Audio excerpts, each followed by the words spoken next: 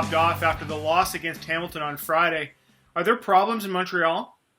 It sure seems like it, Drew, from talking to people around the league. Now, this is a family show, but Nick Lewis went so far as dropping some F bombs, and Duron Carter, of course, at the center of the drama once again. But what was interesting to me is his dad, Chris Carter, was on the sideline, and I heard from some people that he was essentially coaching the receivers. So here you have a guy who, yes, he's an NFL Hall of Fame receiver, but isn't on the coaching staff and is telling your receivers what to do. He probably doesn't know the structure of the offense too well. It just screams more disarray for me.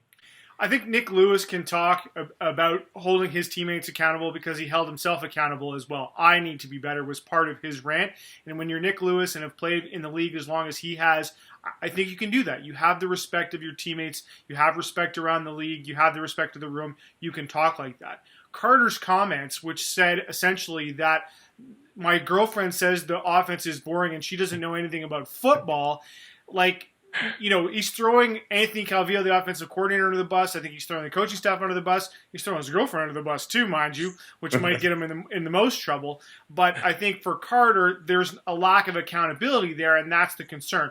And it raises the question, has Jim Pop lost control of that locker room? If we have dad coaching on the sidelines, Carter bumping into coaches and then talking after games, Nick Lewis speaking out, is this on the head coach to some degree to bring this back under control?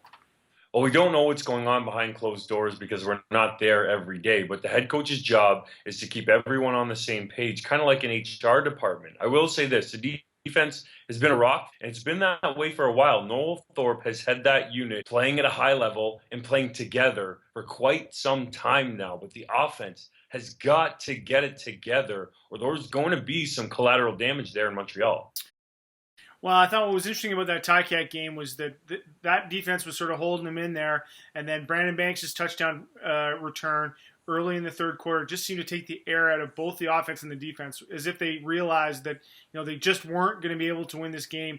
They lost all their momentum on that one play. It just seems that they seem like they're a fragile team right now. And when external factors and internal factors are creating instability, I think that's what you get.